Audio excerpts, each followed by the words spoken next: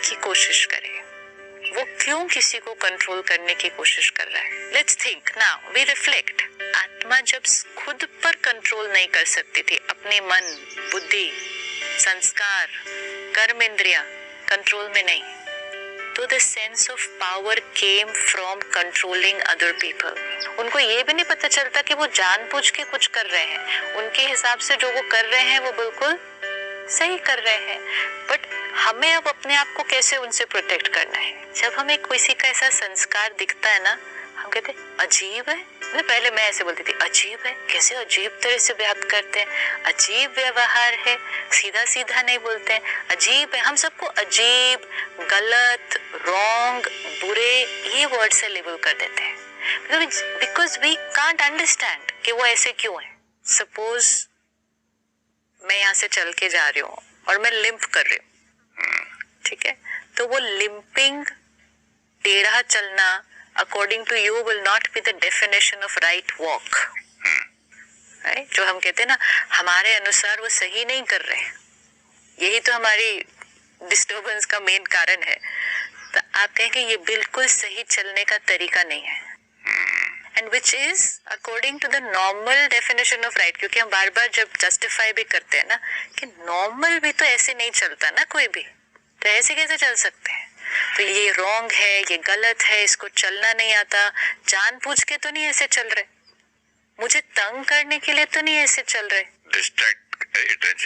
Attract करने के लिए तो ऐसे नहीं चल रहे, विक्टिम अपने आप को बेचारी बताने के लिए, पिटी के लिए तो ऐसे नहीं चल रहे, मुझे डिस्टर्ब करने के लिए तो ऐसे नहीं चल रहे, to be different from others के लिए तो ओ बाबा, to be different from others तो नहीं ऐसे। सी, जस्ट सी, एक सिर्फ थोड़ा सा टेढ़ा चलने से कितनी सारी थिंकिंग हो रही है अंदर।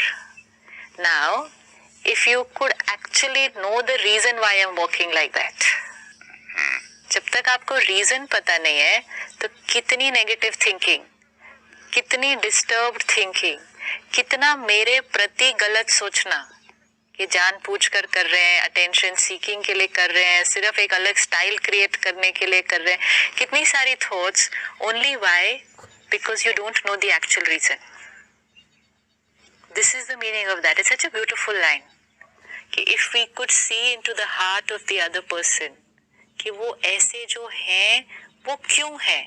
अब जैसे अगर आपको पता चले कि चोट लगी है, पैर मुड़ चुका है, इसलिए ऐसे चल रहे हैं, तो ये सारी थॉट्स खत्म हो जाएंगे। नहीं, अपने आप को भी बुरा लगेगा कि हमने ऐसा क्यों सोचा इसके बारे में।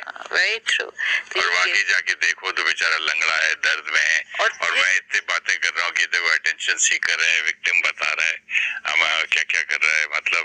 और फिर जब आपको पता चलेगा कि एक्चुअली तो लिम्पिंग इसलिए है कि चोट लगी है, पैर मुड़ चुका है, तो पैरालिसिस हुआ होगा। अच्छा, तो अब आप क्या करेंगे?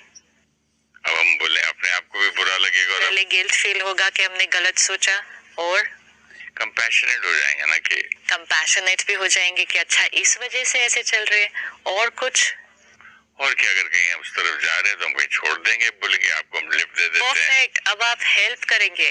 हाँ। सी, कहाँ थे और कहाँ आ गए, जस्ट विद द नॉलेज कि एक्चुअली वो ऐसे क्यों चल रहे हैं।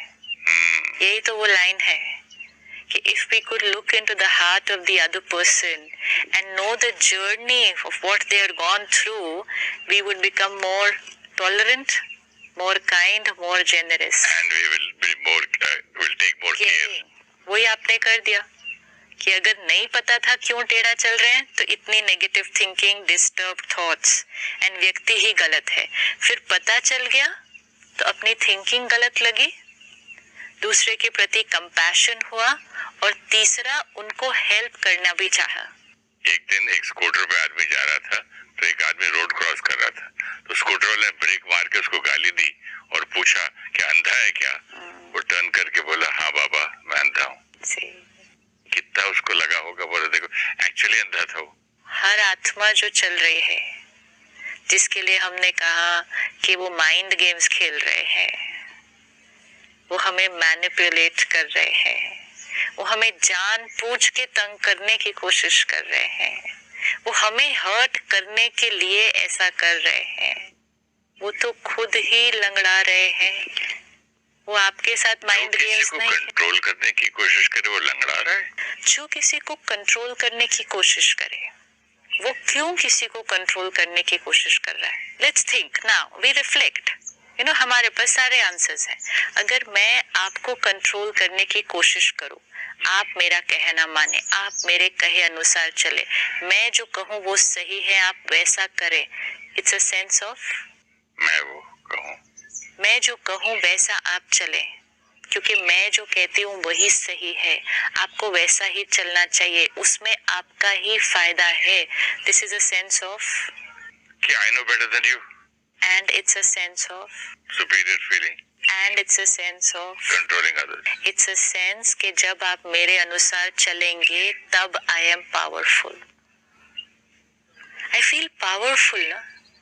लोग मेरा कहना मानते हैं। See, हर आत्मा की ओरिजिनल क्वालिटी पावर है, शक्ति है। जब हम शक्तिशाली महसूस करते हैं हमें बहुत अच्छा लगता है, right? Each one of us wants to be powerful.